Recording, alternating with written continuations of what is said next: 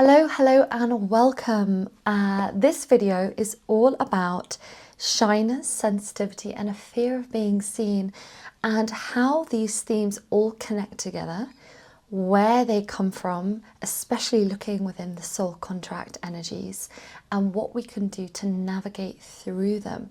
So we're really going to be focusing on the soul contract energies, particularly for each of these challenges, and how we navigate out the other side into the positive aspect of those energies. If it's your first time here, welcome. My name is Antonia and I love to share and help people understand the deeper energies within them coming from the soul contract that we can bring into awareness and then start to work with them. So I love to look at the soul contract work and then the deeper subconscious programming and energetic imprints underneath and bring them up to the surface through divine healing to be transmuted and released. That was a very long-winded summary of what I do. I have lots of videos about the soul contract work and about emotional healing.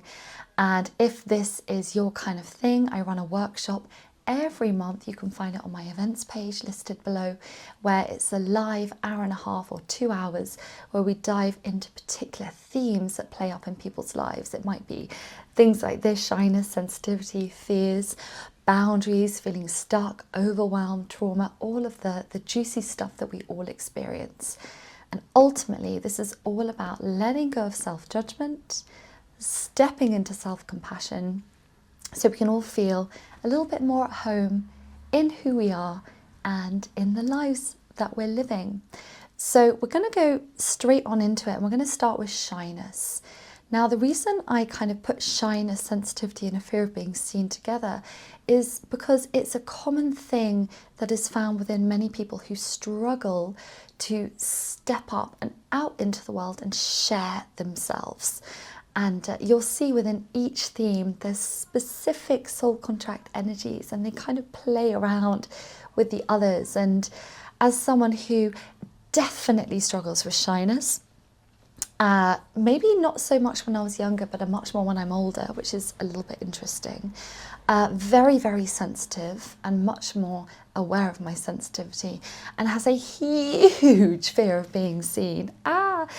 This is very much my gig. So shyness, let's get into it. Now, the main energy around feeling shy is the energy of the 3. So you may have it coming up in a 3-3, in a 12-3 or a 21-3. Now, 3 is a master number, which means it has a lot of strength and power as it comes through the soul contract chart. And when you have a 3 showing up in your chart, depending on where it is, because it has a different effect, whether it's in karma, talents, goals or soul destiny, you're going to be feeling this energy in slightly different ways. Now, each number in the soul contract system is like a seesaw, and you have the slightly more negative, challenging aspects and the more positive, wonderful kind of aspects that you're always trying to come into from the negative. So with the 3s can be wonderful at communicating, or they can really struggle to communicate. They can struggle to understand how they feel and express that out into the world. And there can be a lot of shyness around that. So the symbol of the 3 is like this canal. We call it the canal. And 3s like to tuck and hide into that canal where they're safe, where they can't be seen, and where they can hide. Now, what are they hiding from? The 3s are here on a journey of self-worth.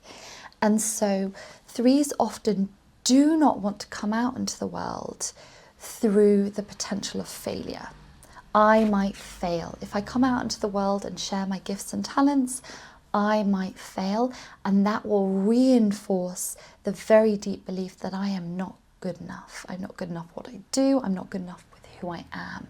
And so the 3s will not want to risk doing that. They will try and stay hidden and unseen.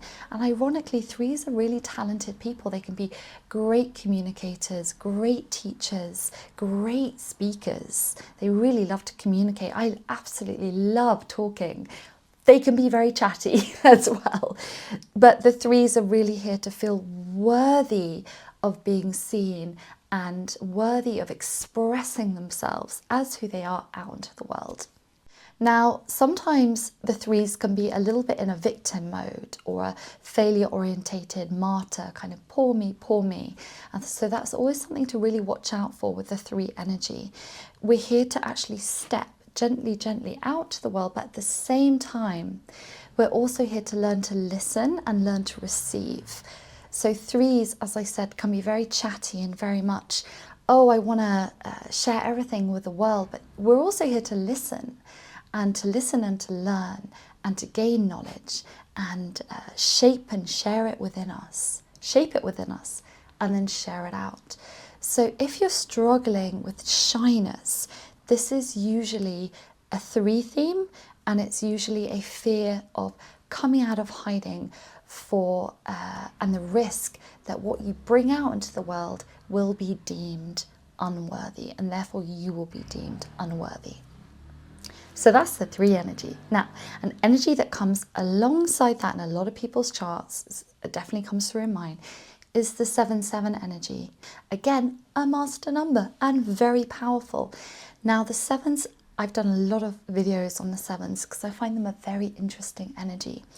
Again, like the threes, the sevens can be very catalytic, very powerful, very magnetic when they step out and express themselves out into the world as who they really are.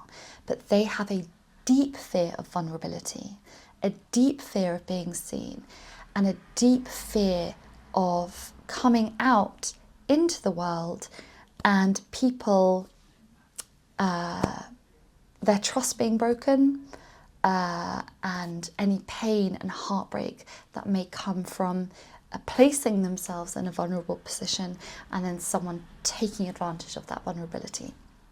So I think with the sevens, there are a couple of different themes here.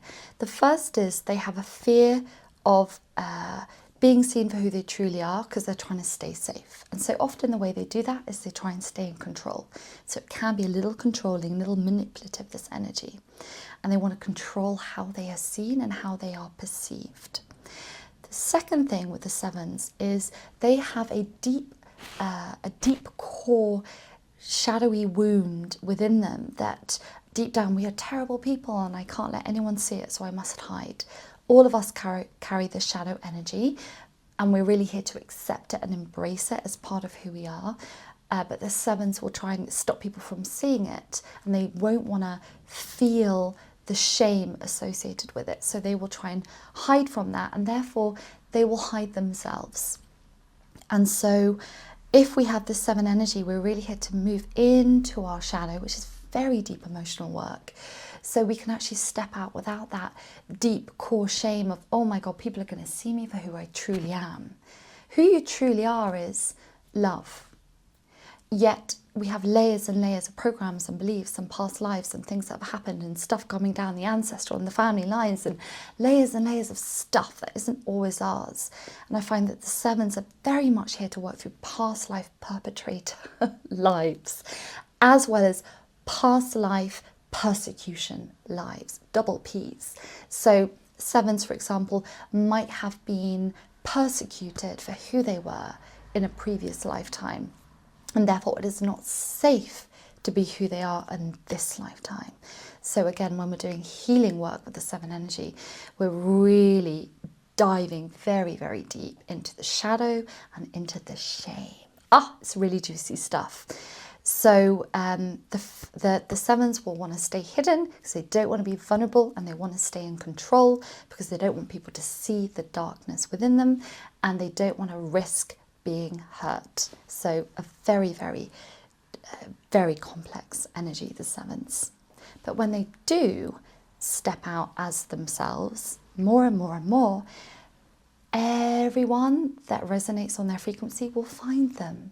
That is a joyful thing, and they will come out of that isolation of only feeling safe to be with a few people, and they will be able to resonate with a much deeper pool of people. It'll be very magnetic, and they are very catalytic, not only in their own lives, but in the lives of others. It's a very catalytic energy.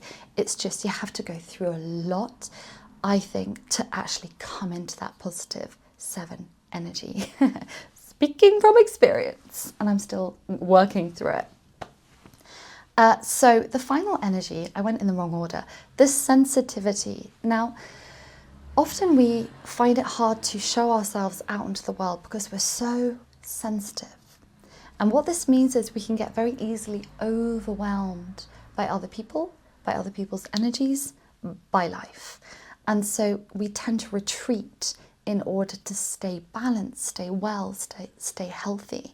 And a few energies I find really tie into this are the very sensitive 11-2 frequencies that can experience quite a lot of trauma.